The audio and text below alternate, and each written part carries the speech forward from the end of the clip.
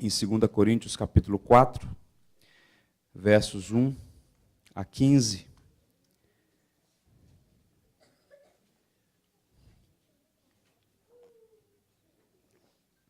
O ministério pastoral, os espinhos e as glórias da jornada de um servo.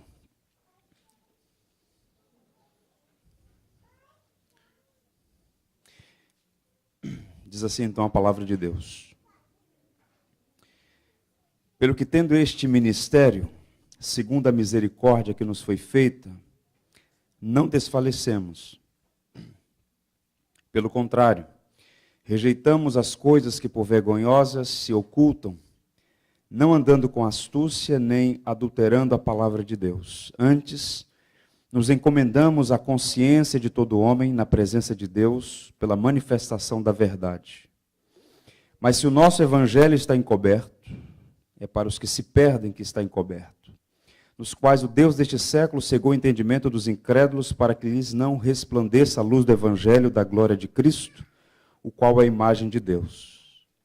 Porque não nos pregamos a nós mesmos, mas a Cristo Jesus como Senhor e a nós mesmos como vossos servos por amor de Jesus.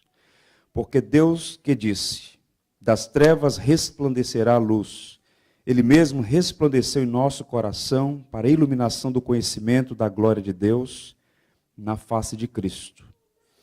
Temos, porém, este tesouro em vaso de barro, para que a excelência do poder seja de Deus e não de nós.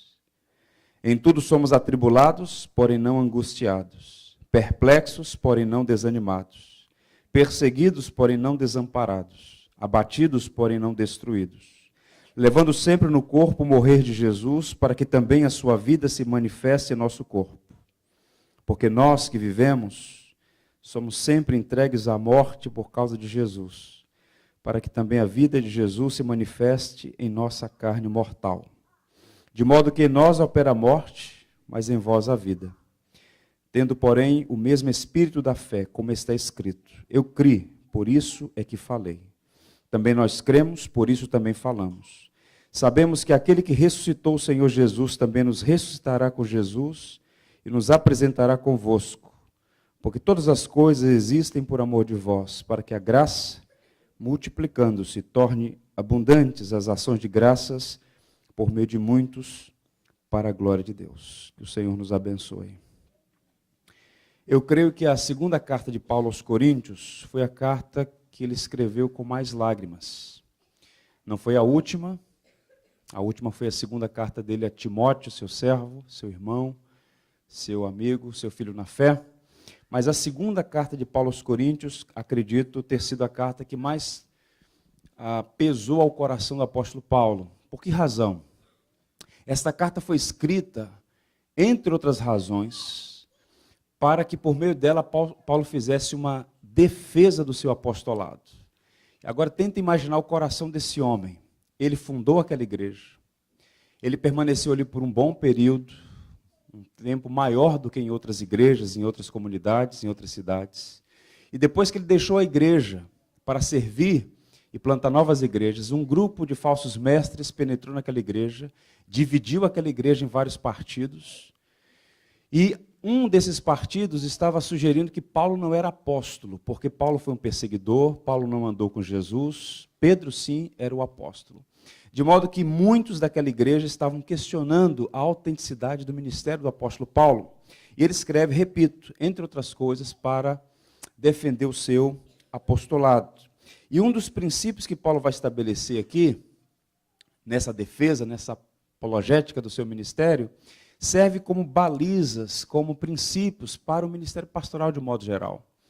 E, embora de modo sucinto e breve, eu queria pontuar algumas coisas aqui importantes. Algumas delas nós já sabemos, mas que é importante trazer à memória sobre o ministério pastoral, que não é uma pessoa, é uma instituição, é algo maior do que nós mesmos. Pois bem, o que é que nós podemos aprender à luz dessa passagem? Eu quero ler e comentar verso a verso os textos que nós lemos e, no final, ler o último parágrafo, fazendo então o fechamento. Algumas verdades que Paulo, inspirado pelo Espírito, traz à memória daqueles cristãos e a nós todos hoje. Primeira coisa, o ministério pastoral é um dom concedido pela graça e não um talento conquistado pelo mérito. Observe o verso 1. Pelo que tendo este ministério, segundo a misericórdia que nos foi feita. Ele começa, e se você observar o capítulo anterior, Paulo está falando sobre algumas dificuldades, e sobretudo sobre a excelência do ministério da nova aliança. Ele faz essa afirmação categórica. Tendo recebido este ministério pela misericórdia, não desfalecemos. Ele fala da misericórdia. É interessante porque de todos os apóstolos, e todos eles falaram da graça, todos eles pregaram o evangelho, eram homens de Deus, Paulo, sem dúvida, é o arauto da graça. Paulo é chamado de o apóstolo da graça. Foi quem mais falou sobre a graça, pregou sobre essas doutrinas preciosas, falou sobre a graça de Deus revelada em Jesus Cristo. E observe, qual é o entendimento de Paulo? E aqui, algo que a igreja cristã precisa resgatar. Para Paulo, em harmonia com toda a Escritura, não é apenas a salvação que é pela graça. O ministério também é pela graça. Ou seja, a vocação para a salvação e a vocação para o serviço. Qual é a mentalidade desse homem? Que é o maior teólogo do cristianismo, o maior plantador de igrejas da história, o homem que deu uma enorme contribuição. Muitos historiadores disseram, com segurança, que a graça de Deus, por meio do apóstolo Paulo, foi fundamental para que o cristianismo não fosse uma seita dentro do judaísmo. Paulo que levantou a bandeira dizendo, a salvação não é só para os judeus. A salvação é para todos os povos da terra. E Paulo foi o apóstolo aos gentios. Esse homem entendia a salvação pela graça somente, mas também via o ministério não como mérito que ele conquistou, mas como um ato da misericórdia divina. Paulo foi perseguidor da igreja e, pela sua própria vontade, jamais seguiria Cristo. Paulo é, eu posso afirmar com os irmãos, um tributo à graça de Deus. Paulo é a conversão mais improvável. Ele era um perseguidor da igreja e ele via os cristãos como inimigos, como detratores do judaísmo, e a conversão dele no caminho de Damasco é a prova cabal de que só pela graça é que pecadores podem se render a Cristo. O Senhor o buscou, o Senhor o encontrou, o transformou e o chamou para o ministério. E agora ele escreve àqueles irmãos, alguns que estavam sendo seduzidos a achar que Paulo não era apóstolo, ele diz, olha, tendo recebido esse ministério pela misericórdia de Deus. E a palavra misericórdia aqui significa remoção das misérias. O Senhor não levou em conta as misérias de Paulo, mas deu a ele o maior de todos os dons. Ser um veículo, um meio, um instrumento, um vaso, através do qual Deus fez coisas extraordinárias, inclusive plantar aquela igreja numa das maiores cidades da antiguidade. Corinto estava entre as 7 maiores cidades do mundo romano. Veja o que está escrito lá em 1 Timóteo, capítulo 1, versos 12 a 17. Você vai avançar algumas páginas na sua Bíblia, abrir na primeira carta de Paulo a Timóteo e ouvir o testemunho dele sobre esse conceito de graça, não apenas para a salvação, mas para o ministério. 1 Timóteo, capítulo 1, versos 12 a 17. Tendo esse pano de fundo em mente, vejam o que ele diz. Sou grato para com aquele que me fortaleceu, Cristo Jesus, nosso Senhor, que me considerou fiel, designando-me para o ministério. A mim, que noutro tempo era blasfemo e perseguidor e insolente, mas obtive misericórdia, pois o fiz na ignorância, na incredulidade. Transbordou, porém, a graça de nosso Senhor, com a fé e o amor que há em Cristo Jesus. Fiel é a palavra e digna de toda aceitação, que Cristo Jesus veio ao mundo para salvar os pecadores, dos quais eu sou o principal. Mas, por essa mesma razão, me foi concedida misericórdia, para que em mim, o principal, evidenciasse Jesus Cristo a sua completa longanimidade e servisse eu de modelo a quantos hão de crer nele para a vida eterna. E ele termina com um hino de louvor. Assim, ao Rei eterno, imortal, invisível, Deus único, honra e glória pelos séculos dos séculos. Amém. Não existe voluntário no ministério pastoral. Não é um trabalho para o qual você se apresenta. Paulo não se apresentou para essa obra. Ele foi chamado, vocacionado soberanamente para a salvação e em ato contínuo para o exercício do ministério. Razão pela qual ele começa dizendo, tendo recebido esse ministério pela misericórdia. O pastorado é um dom que Deus dá, independente de quem o recebe. Não é por mérito, não é por qualificação, não é por hereditariedade, não é por família, é graça soberana do alto dos céus.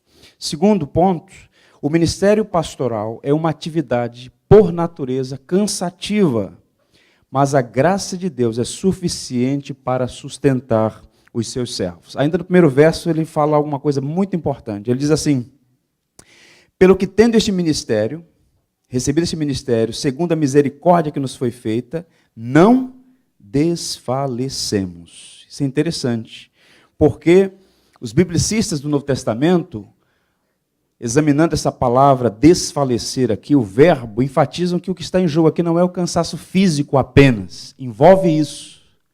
E Paulo certamente desgastou-se no serviço. E nessa própria passagem ele vai dizer que, embora a nossa casa terrestre se desgaste, há uma nova que se renova a cada dia. Né? Ele falando sobre a questão do novo corpo que aguardamos. Pois bem, envolvia cansaço físico, envolvia desgastes nesse processo. Mas o que Paulo está enfatizando aqui é a fadiga espiritual, o peso sobre aquele que foi chamado para essa obra de cuidar do rebanho de Cristo a despeito das suas muitas fraquezas. Paulo vai fazer uma lista de problemas pelos quais ele passou e, dentre outras coisas, ele fala de perseguição, rejeição, abandono, traição, acusação, apedrejamento, açoites, naufrágios, no plural, perigos e morte. Irmãos, não é uma atividade para a qual o homem está preparado. Por isso Paulo disse, recebi esse ministério pela misericórdia. E pela misericórdia é que ele está dizendo, eu vou permanecer firme, fiel, constante, não desfalecemos. É pela mesma graça que o homem recebe sustento para permanecer. A quantidade de pastores que abandonam o ministério por desânimo é muito grande. E é um processo que vai apertando o coração, sufocando as emoções, drenando as energias, roubando a alegria, e quando o indivíduo se apercebe, ele tem apenas um título, ele tem apenas um ofício legal, mas já não tem mais aquela vocação no seu coração, se perde. É um processo sutil que alguns chamam de erosão. A erosão se dá lentamente. De repente você vê um prédio ruir, ou mesmo uma área toda ser devastada, aquele processo da noite para o dia. É lento, acontece essa erosão. Não obstante a isso, Paulo está dizendo, eu permaneço firme, porque ele foi sustentado pela graça de Deus. Muitos encontram-se em fraquezas. Eu repeti isso aqui outras vezes. Nós, brasileiros, não somos muito bons nas estatísticas, estudos, não temos institutos, alguns ainda muito fracos do ponto de vista de um exame mais pormenorizado. Há outras nações que têm mais exames sobre algumas coisas. Nos Estados Unidos, por exemplo, a despeito das dificuldades, existem institutos só para examinar a realidade de igrejas. E lendo um desses relatórios, eu fiquei impressionado com a quantidade de pastores que abandonam o pastorado até os 5 primeiros anos. O percentual vai na casa de 48%. Não é?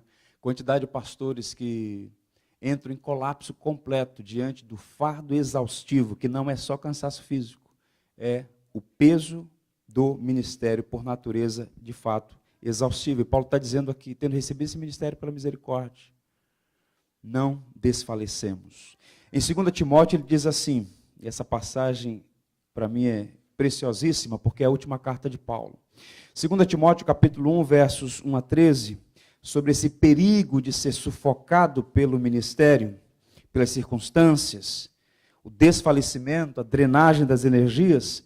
Paulo escrevendo a Timóteo, que estava na iminência também de retroceder, Paulo diz assim, leia essa passagem comigo, acompanhando, tendo esse pano de fundo em mente. Tu, pois, filho meu, fortifica-te na graça que está em Cristo Jesus.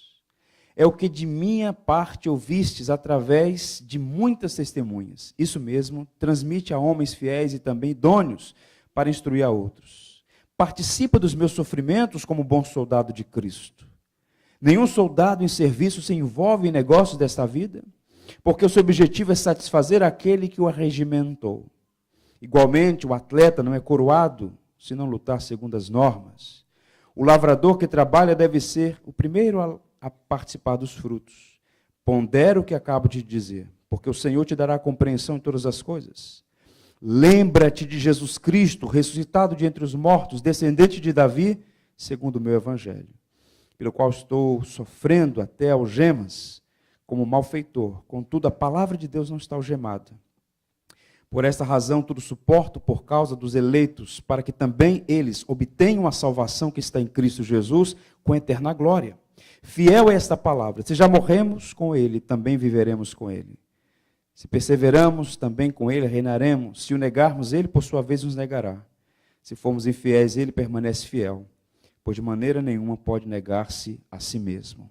Então, esse é o segundo ponto. O ministério pastoral é uma obra extremamente cansativa, porém, a mesma graça que salva, que chama para o ministério, é a graça que sustenta, a razão pela qual Paulo diz a Timóteo: fortifica-te na graça que há em Cristo Jesus. Terceira verdade nessa passagem: o ministério pastoral exige integridade no conteúdo da pregação. Observe, então, os versos subsequentes, a partir do 2, lá de 2 Coríntios 4. Pelo contrário, rejeitamos as coisas que por vergonhosas se ocultam, não andando com astúcia, nem adulterando a palavra de Deus. Antes, nos encomendamos à consciência de todo homem na presença de Deus pela manifestação da verdade. Paulo está aqui sutilmente denunciando. Os falsos mestres gostavam de duas coisas. Eles gostavam de aplausos, a glória dos aplausos e o brilho do ouro, razão pela qual eles mercadejavam a palavra. Eles não tinham interesse no rebanho, nas pessoas, eles tinham interesse na glória, nos aplausos e, literalmente, no dinheiro, no brilho do ouro. E aqui Paulo vai dizer duas coisas importantes sobre o ministério pastoral que exige integridade no conteúdo da pregação. Não é do pastor a mensagem, nem mesmo da igreja, é de Cristo, revelado em sua palavra. O mensageiro é apenas o mensageiro, ele não tem autoridade para mexer, adulterar, adicionar ou subtrair nada à palavra. E aqui duas palavras-chave aqui nesse texto. A primeira que ele usa aí é astúcia. Observe aí, não andando com astúcia. A ideia aqui é que o mensageiro não pode usar truques. A palavra astúcia aqui, que aparece apenas 5 vezes em todo o Novo Testamento, dá a ideia de fazer manobra psicológica, de promover sensacionalismos, de mexer com as emoções das pessoas com interesse espúrio. Paulo diz, olha, o pregador não deve ser aquele que usa de truques, que deliberadamente manipula as emoções das pessoas, fazem manobras. Uma característica do falso profeta, do falso mestre, é essa manipulação da congregação por meio de truques. E é uma tentação que os pastores passam de usar artifícios no ministério. Isso é muito perigoso. Paulo diz, não andando com astúcia. E a palavra mais forte que ele usa aí, ele segue e diz assim, nem adulterando a palavra de Deus. A palavra aqui, que só aparece aqui em toda a Bíblia, isso é interessante. Essas expressões que só aparecem uma única vez em toda a Bíblia. Esse é o caso aqui. A palavra aqui, não adulterando a palavra, só aparece aqui, repito, em todo o Novo Testamento. Qual é o ponto aqui?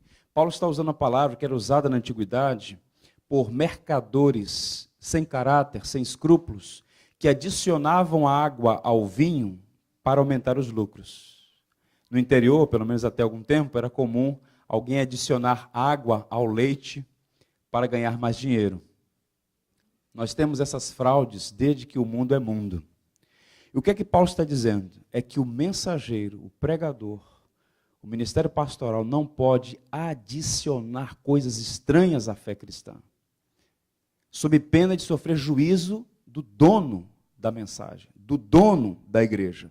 Portanto, Paulo está dizendo que ele, o apóstolo Paulo, e os demais que também com ele pregavam o evangelho não viviam como aqueles falsos mestres que adulteravam a palavra de Deus, fazendo adições espúrias, eles certamente sofreriam o necessário juízo da parte de Deus. Essas coisas não podem ser levadas com leviandade.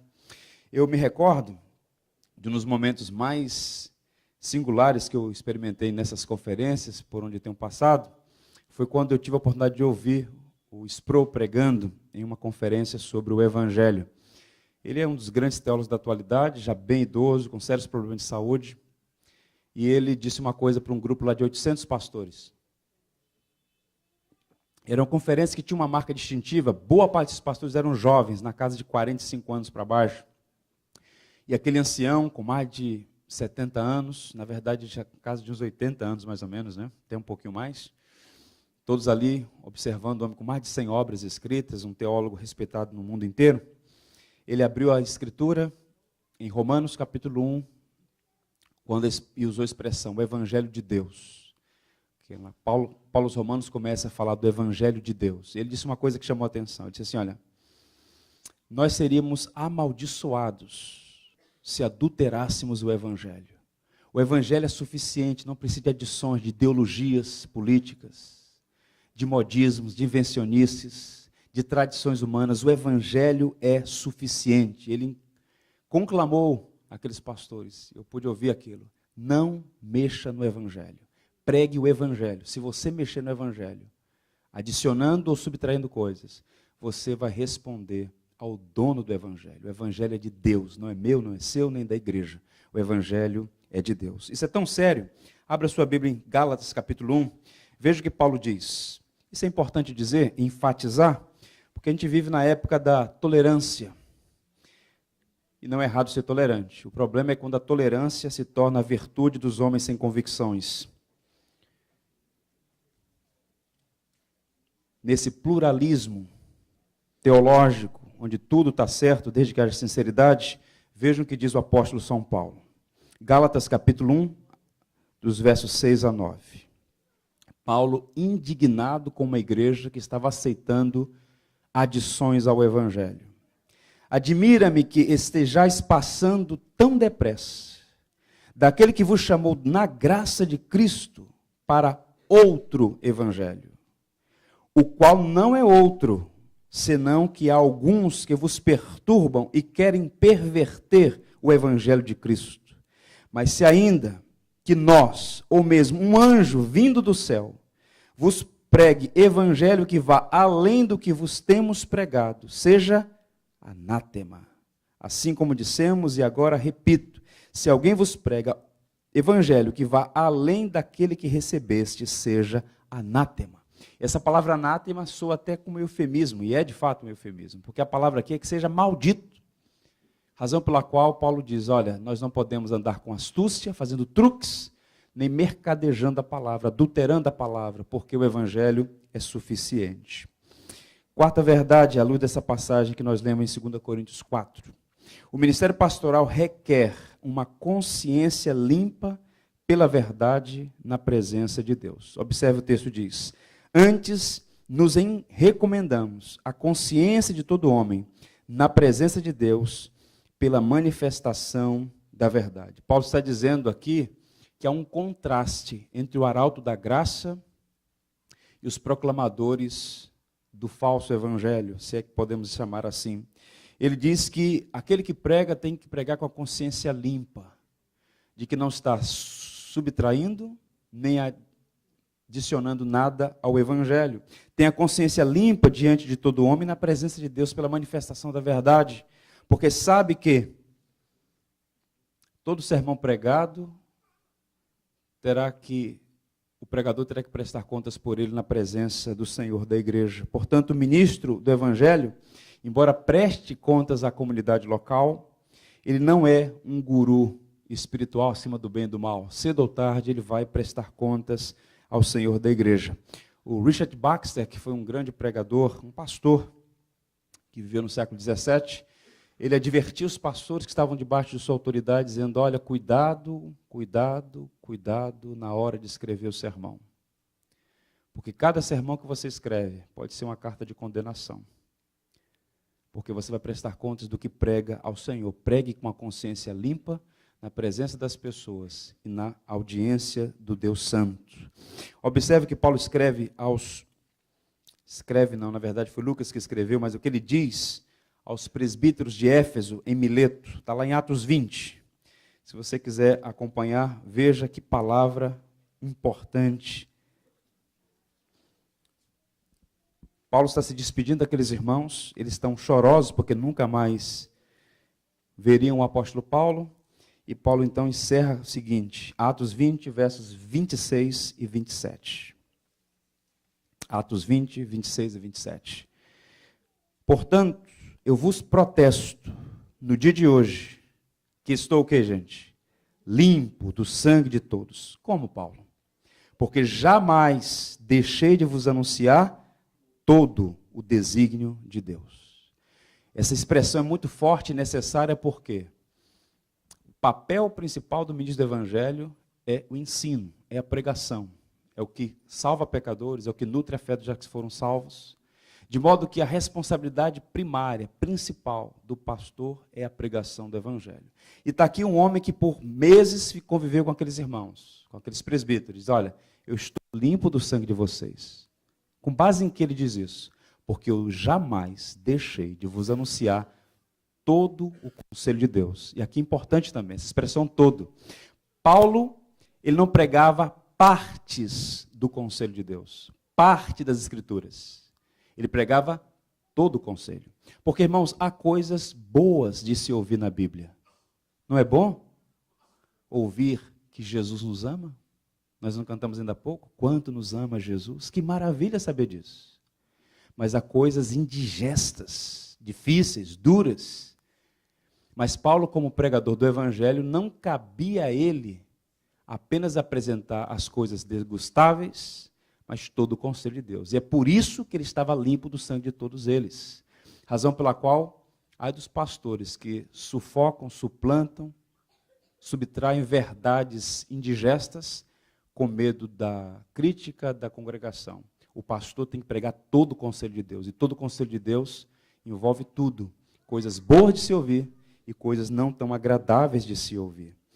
Caminhando, o ministério pastoral sabe que existe oposição maligna à pregação do Evangelho. Verso 4.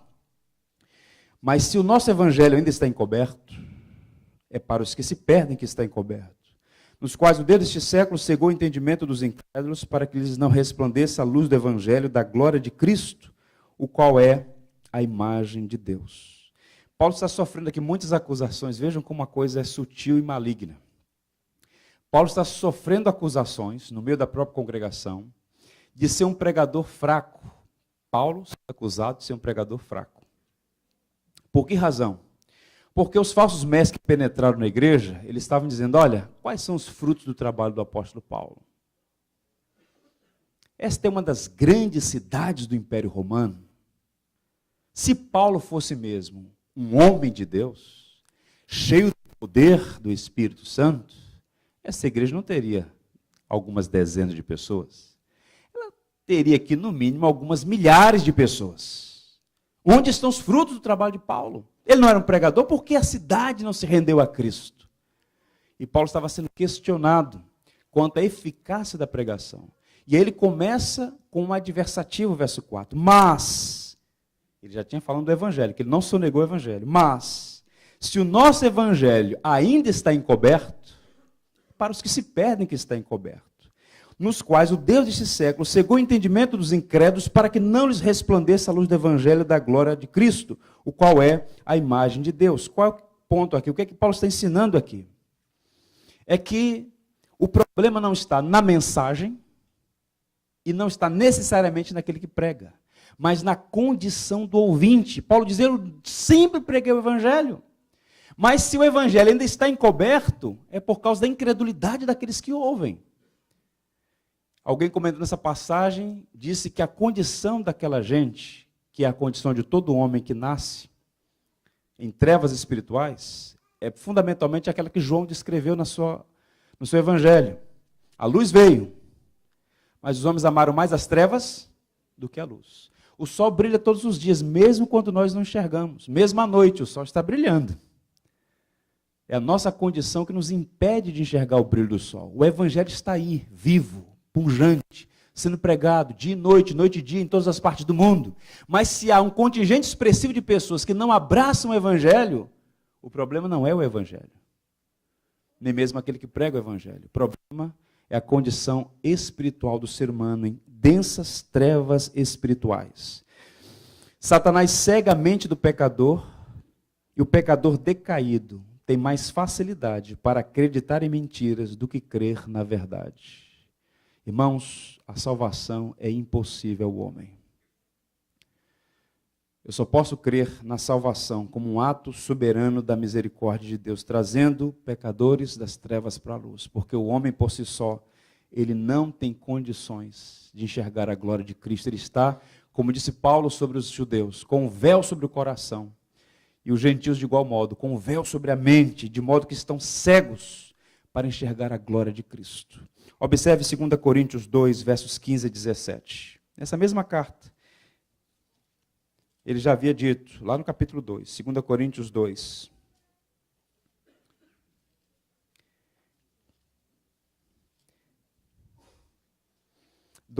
De 15 a 17. Vejam que palavra indigesta. Porque nós somos para com Deus o bom perfume de Cristo. Isso aqui é maravilhoso. Porque nós somos para com Deus o bom perfume de Cristo. Agora o restante, não tão bom assim. Tanto nos que são salvos, como nos que se perdem. Para com estes, cheiro de morte para a morte. Para com aqueles, aroma de vida para a vida. Quem, porém, é suficiente para estas coisas? Porque nós não estamos, como tantos outros, mercadejando a palavra de Deus. Antes, em Cristo é que falamos na presença de Deus, com sinceridade e da parte do próprio Deus. Paulo diz que o evangelho tem cheiro de vida e cheiro de morte. O problema é o evangelho, são as pessoas. O coração do homem trevoso, de modo que Paulo vai atribuir a uma oposição de Satanás essa incredulidade também. Ele tem um problema natural, é filho de Adão, o coração nasce em trevas. E somado a isso, Paulo diz que é um Deus desse século, atuando, militando, trabalhando para manter os homens nas trevas espirituais. De modo que o diabo, que é Deus deste século, e a palavra século aqui significa opiniões, pensamento, esperanças, impulsos, máximas, especulações, objetivos.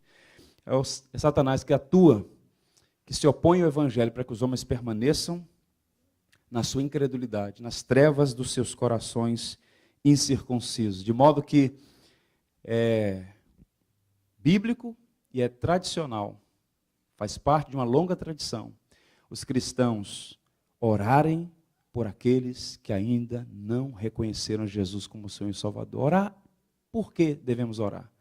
Porque o homem por si só, nessa condição de trevas, não enxerga a glória de Cristo. Ele tateia nas trevas. É por isso que ficam em busca de religiões. E mesmo aqueles que dizem que não tem religião, seguem a sua própria religião, a religião do seu coração altivo, autônomo, pelo menos com anseio de autonomia, de modo que por trás de toda conversão, há alguém orando, pedindo: Senhor, faz por esse pecador aquilo que só tu podes fazer. Abrir os olhos do coração, para que enxergue a tua glória na face de Cristo. De modo que toda a salvação vem do Senhor. 6. O ministério pastoral não prega a si mesmo, mas a Cristo. Verso 5 diz assim: porque não nos pregamos a nós mesmos, mas a Cristo Jesus como Senhor, e a nós mesmos como vossos servos, por amor de Jesus. O Evangelho mantém o homem, sobretudo o pregador, distante da presunção de pregar a si mesmo. Pregação não é autobiografia, nem mesmo testemunho é autobiografia. Pregador que gasta muito tempo falando de si mesmo, ou não tem o que dizer, ou tem o que dizer de modo equivocado. Portanto, a pregação não é falar de si, enaltecer a si. O conteúdo da pregação, o ministério pastoral, tem como foco central anunciar Cristo. Cristo. Observe que na economia da Trindade, Pai, Filho e Espírito, nesta aliança eterna, perfeita, bendita, a alegria do Pai é ver o Filho sendo glorificado. a alegria do Espírito é ver o Filho sendo glorificado. De modo que o Espírito Santo vem sobre a igreja com poder quando a igreja prega a mensagem da cruz. A mensagem da cruz. E Paulo está dizendo, nós não nos pregamos a nós mesmos. Eu não estou aqui falando de Paulo. Todas as vezes que Paulo falou de si, era apenas como um recurso para trazer o evangelho. Por exemplo, quando ele dá notas biográficas. Eu era blasfemo, insolente, incrédulo, perseguidor. Mas eu, o principal dos pecadores, fui alcançado por essa graça. Ele fala um pouco de si para mostrar a sua condição e apontar para o que Cristo fez graciosamente em seu favor. De modo que os judaizantes, judeus convertidos, supostamente convertidos à fé cristã, é que falavam de suas realizações, do que tinham feito ou deixado de fazer. Paulo não. Paulo diz, olha, nós pregamos a Cristo. Em outra passagem, nessa mesma linha, ele vai dizer, nós pregamos a Cristo e este crucificado. Tem um detalhe, não é apenas Cristo, é o Cristo crucificado. Não estou falando de milagre de Jesus, dos ensinos de Jesus, mas especialmente da obra vicária de Jesus. Pedro, no seu primeiro sermão, cheio do Espírito Santo, depois daquele momento singular que foi um Pentecostes, Pedro diz assim, esteja absolutamente certa toda a casa de Israel, que este Jesus, a quem vós crucificastes, Deus o fez Senhor e Cristo. Aqui está o conteúdo do Evangelho. A vida, a morte, a ressurreição, a exaltação e o senhorio de Jesus Cristo. De modo que esse é um bom critério para toda a igreja avaliar aquele que prega. Se Cristo está sendo glorificado. Se não há Cristo, não há Evangelho. Se o sangue do Cordeiro não é mencionado, não há Evangelho. Se o Cristo vivo não é exaltado, não há Evangelho. Tudo na igreja tem que ser centrado na pessoa de Cristo. É por isso que nós somos uma igreja cristã. Cristo é o centro da igreja.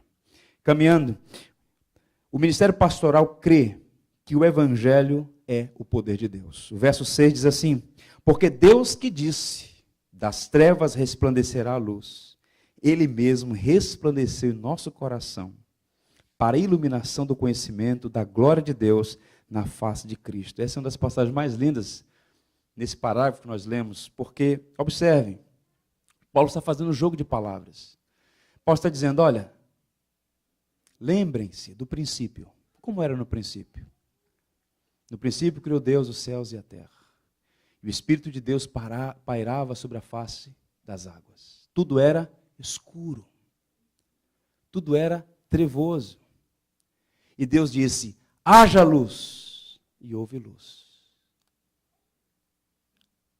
E Paulo está dizendo, vejam, que o Evangelho, que não é meu nem seu, mas de Cristo, não é uma ideologia, não é uma filosofia, não é uma teoria, é o poder de Deus. O mesmo Deus que disse, haja luz e houve luz, fez algo diferente agora, sutilmente diferente.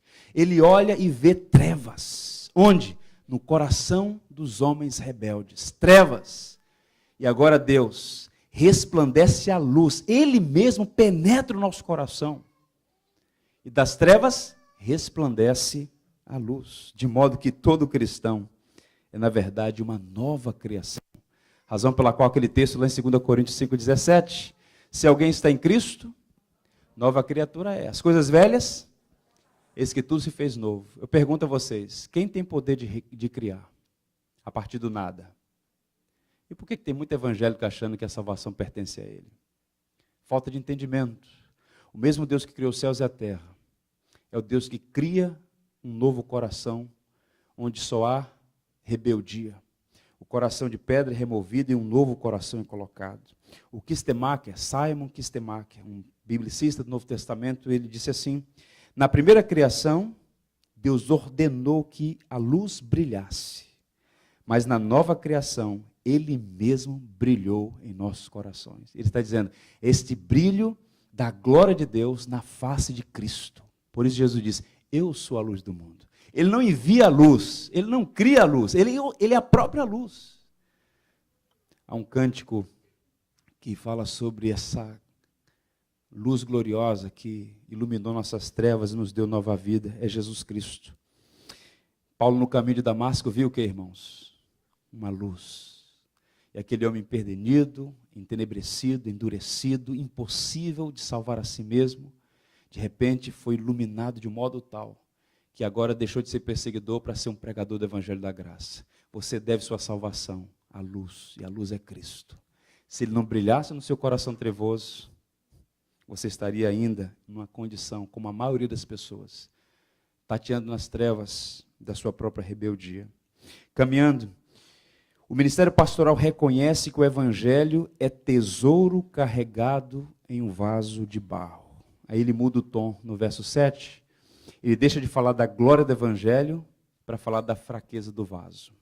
Observe, temos, porém, as inter-relações de termos são importantes na leitura do texto. Temos, porém, olha o contraste, este tesouro em vaso de barro. Com que propósito?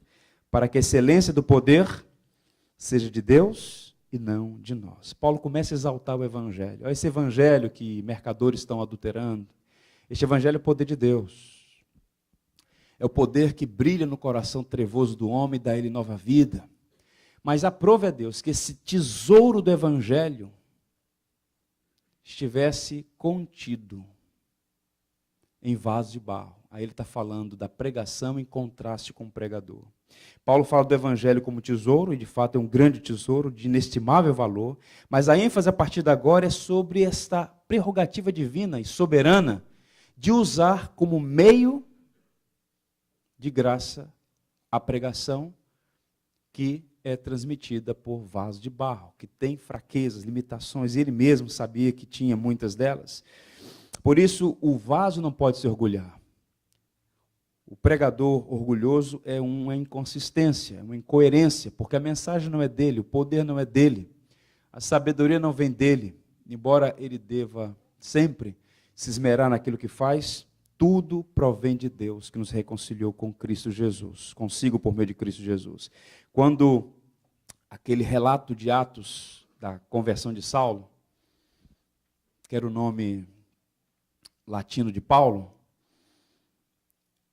quando o Senhor vai ao encontro dele e faz aquela obra espetacular, extraordinária, converte o coração duro de Saulo. E quando o Senhor informa Ananias, olha, vá à rua direita, você vai procurar um homem chamado Saulo. Ele está orando. E Ananias fica receoso, porque a fama de Saulo de Tarso era de perseguidor, de lançar pessoas na prisão, até mesmo de participar da morte de cristãos. O Senhor diz para Ananias, vai, porque esse é para mim, vaso escolhido. Vaso é a mesma palavra que ele usa aqui, é o instrumento. O vaso que Paulo usa aqui, a palavra, era a coisa mais simples que existia na antiguidade. Qualquer pessoa pobre, por mais pobre que fosse, ela tinha um vaso de barro na sua casa. Valia um valor ínfimo. Era algo muito, muito simples. Frágeis, qualquer coisa quebrava. Era uma espécie de mutatis mutandis, um copo de extrato de tomate de hoje em dia, né? O cara pega um copo de extrato de tomate, que na igreja tinha uns servindo café, eu falei, meu Deus do céu, vamos avançar com isso daqui. Mas é um copo que não tem valor. Aquilo cai e quebra, ninguém fica achando, oh, quebrou meu copo de extrato de tomate. Tem alguma dona de casa aqui chorando por um copo de extrato de tomate, agora se quebra uma porcelana fina, uma coisa assim, ainda fica, aí tudo bem. Mas o texto que Paulo está dizendo aqui é que esse vaso, e não era de vidro, era de barro, um negócio tosco.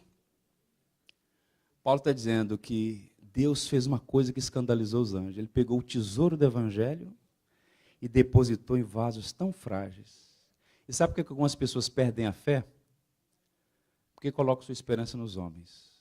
Se olhassem para o conteúdo do vaso e não para o vaso, não perderiam sua esperança. Porque os homens têm os pés de barro.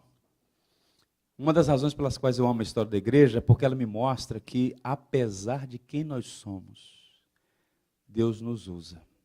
Você pega um homem como Davi.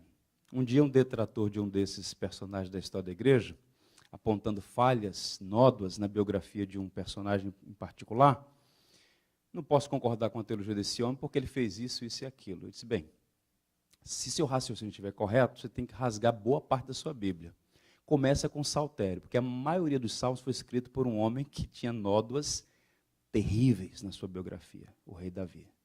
Qual o ponto? Não é a pessoa, é o conteúdo do Evangelho. E Paulo dizia, Deus depositou esse tesouro em vasos de barro. Ou seja, Paulo não via a si mesmo como um fim, mas como um meio para abençoar pessoas. E aqui eu destaco duas coisas por final. A vulnerabilidade do vaso revela que é Deus quem o sustenta. Veja que Paulo vai fazer uma lista de 4 pares de paradoxos aqui a partir dos versos 8 e 9. Veja a vulnerabilidade do vaso revelando que Deus é quem sustenta.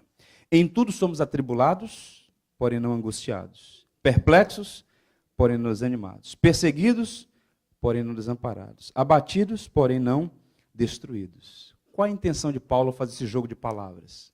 Em linhas gerais, numa sentença única. O ministério não é indolor. Quem quiser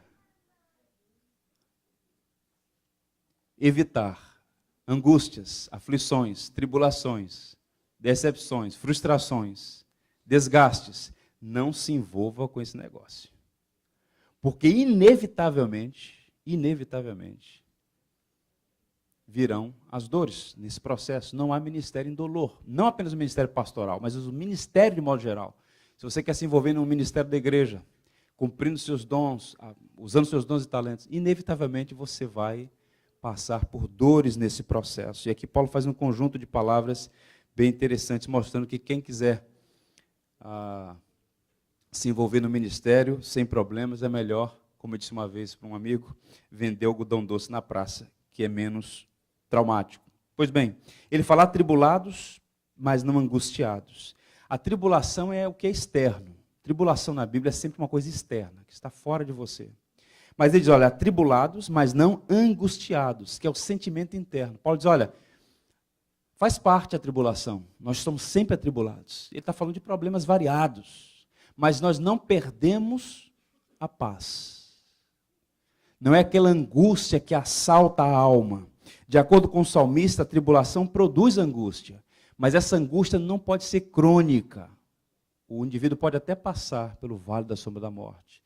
Ele pode até passar por aquilo que São João da Cruz chamou de a noite escura da alma, mas a angústia não pode se apoderar do coração, porque quem tem Cristo passa pelas tribulações desfrutando daquilo que os antigos chamavam de paz no vale. Segundo, perplexos, mas não desanimados. Está em dúvida, mas não completamente desanimados, confusos. Paulo fala de perplexidade. O que é perplexidade aqui? São coisas para as quais a gente olha e fala assim, meu Deus, como isso é possível? Perplexidade. Mas ele fala, não desanimados. Não desanimados. Podemos passar períodos de desânimo, mas esse desânimo não é crônico. Paulo mesmo passou por momentos assim, mas ele fala, perplexos. Eu fico impressionado. Impressionado como os Gálatas fizeram isso. Impressionado com vocês. Eu fundei essa igreja, eu organizei essa igreja. Eu trabalhei entre vocês, eu servi vocês. E vocês agora estão dando ouvido a esses pauradores frívolos, como ele disse a Tito, esses enganadores, esses mercadores, esses falsos profetas. Eu estou perplexo, mas não estou desanimado não, porque eu sei que aquele que começou a boa obra vai completá-la até o dia de Cristo. Perseguidos, mas não desamparados. Paulo fala de perseguições, e se tem alguém que foi perseguido foi o apóstolo Paulo. E tinha uma coisa que cortava o coração dele, sabe o que era? Paulo, ele amava demais o seu povo, ele amava os judeus. E o que mais trazia angústia ao seu coração, eu acredito que era o mesmo sentimento que passava em Jeremias. Jeremias foi acusado de traidor da nação, porque Jeremias está dizendo, vai vir o juízo, o Senhor vai trazer juízo. Vocês estão fiados nesse templo aqui? Não entrem, porque Deus não está mais aí não. E o povo, você é um traidor, esse é o templo do Senhor, o Senhor jamais nos abandonará. Deus usando a Babilônia é um povo pagão, o Senhor vai julgar a Babilônia. Jeremias, o Senhor vai trazer juízo. E o povo começou a dizer, esse é um traidor, esse está do lado das Babilônias, esse é um inimigo. E Jeremias, no fundo, está dizendo, se arrependa, porque senão o juízo vai vir. E Paulo estava sempre chamando os judeus ao arrependimento e crer em Jesus. Mas para o judeu, crer em Jesus é abandonar a ortodoxia, abandonar a religião verdadeira, que era a esperança no Messias que ainda viria e que não era aquele morto no Calvário. E Paulo muitas vezes foi acusado de ser um traidor. E Paulo dizia, perseguidos, mas não desamparados. Abatidos, mas não destruídos. Essa palavra abatidos aqui era usada na antiguidade para alguém que, uma vez caçado, era jogado ao chão.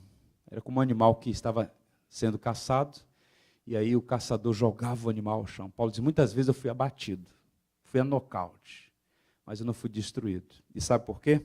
Na sua última carta ele escreve, 2 Timóteo 4, um dos últimos versos que eu quero ler. 2 Timóteo 4, versos 16 a 18. Está aqui Paulo abatido, mas não destruído. Observem. Repito, 2 Timóteo 4, verso 16 em diante. Na minha primeira defesa, ninguém foi a meu favor. Antes, todos me abandonaram. Que isso não lhe seja posto em conta. E vem a adversativa aqui. Mas o Senhor me assistiu e me revestiu de forças, para que por meu intermédio a pregação fosse plenamente cumprida e todos os gentios a ouvissem. E fui libertado da boca do leão. O Senhor me livrará também de toda obra maligna e me levará salvo para o seu reino celestial. A ele a glória pelos séculos dos séculos. Amém. Louvado seja o nome do Senhor. Paulo está falando aqui, alguns sugerem que essa libertação da boca do leão tenha sido a audiência com o imperador romano. O Senhor me libertou. Eu fui abandonado, mas o Senhor esteve comigo. E Ele me sustentou, de modo que a Ele seja a glória, porque eu tenho certeza que Ele vai me levar para o reino celestial. Ele está se despedindo, Ele sabia que a sua hora tinha chegado. E por fim, o sofrimento do servo é por amor ao seu Senhor. Ele diz, olha, essa é a leitura que eu faço. O sofrimento do servo é por amor ao seu Senhor. Voltemos lá para o texto inicial, vou ler para a gente encerrar. 2 Coríntios 4, veja como ele então encerra.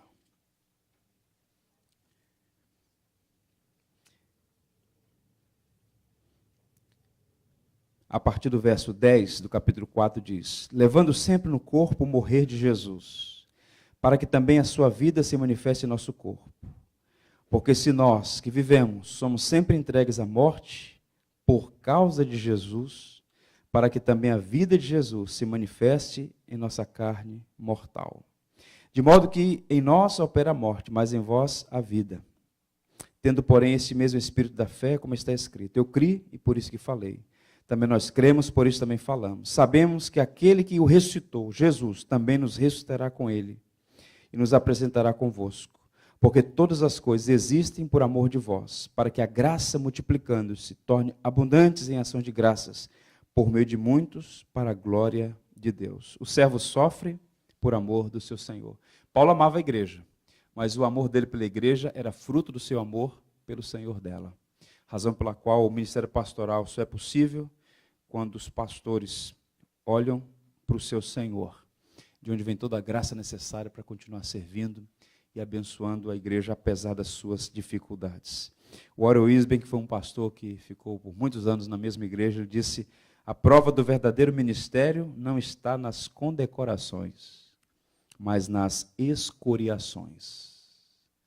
Ele disse que o pastorado é um ministério que deixa as marcas, e o Paulo disse, ninguém mais me moleste, eu trago no meu corpo as marcas de Cristo. Houve um homem na Inglaterra, quando eu li a primeira vez sobre esse homem, eu fiquei impressionado com a capacidade de resistência. Isso só pode vir de Deus. Ele viveu no final do século, meados do século XVIII para o início do século XIX. Seu nome era Charles Simeon. Aos 19 anos ele se converteu à fé cristã na universidade e o Senhor chamou para a obra do ministério pastoral.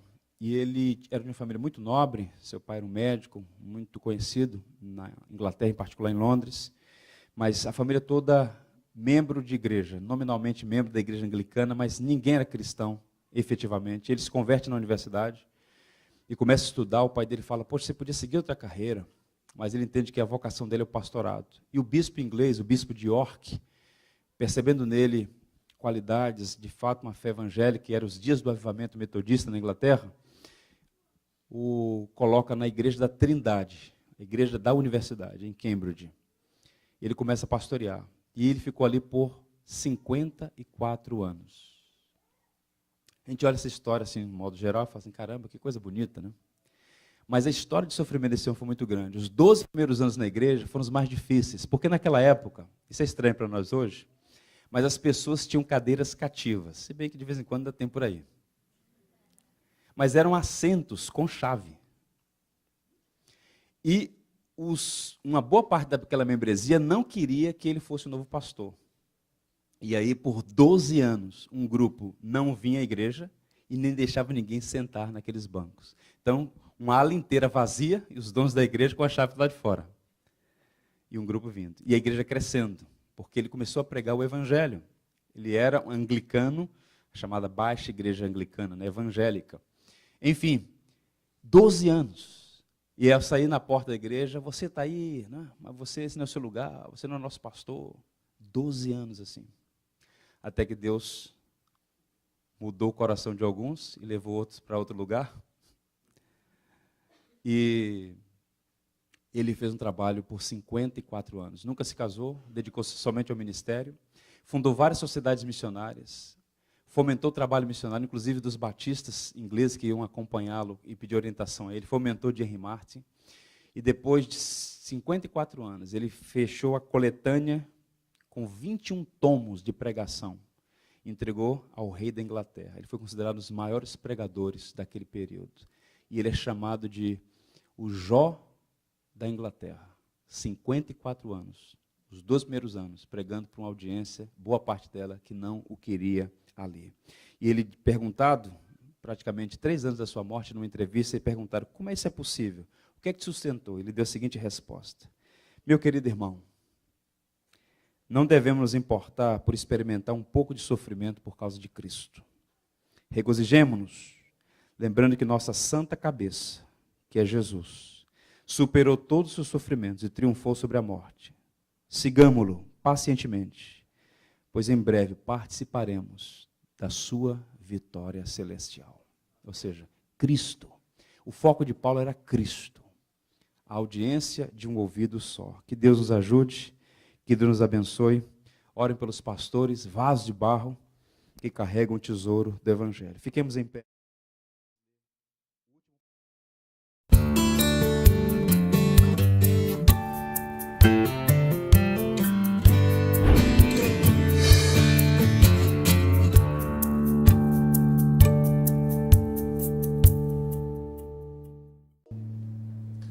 Tu és fiel, Senhor, meu Pai celeste, pleno poder aos teus filhos darás.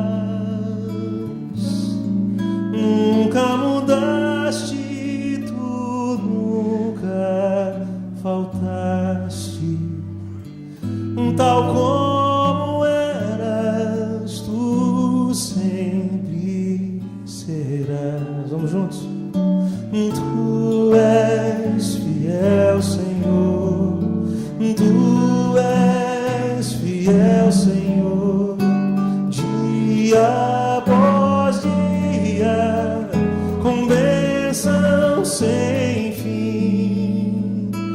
Tua mercê me sustenta e me guarda. Tu és fiel, Senhor, fiel a mim. Flores e frutos, montanhas e mares, sol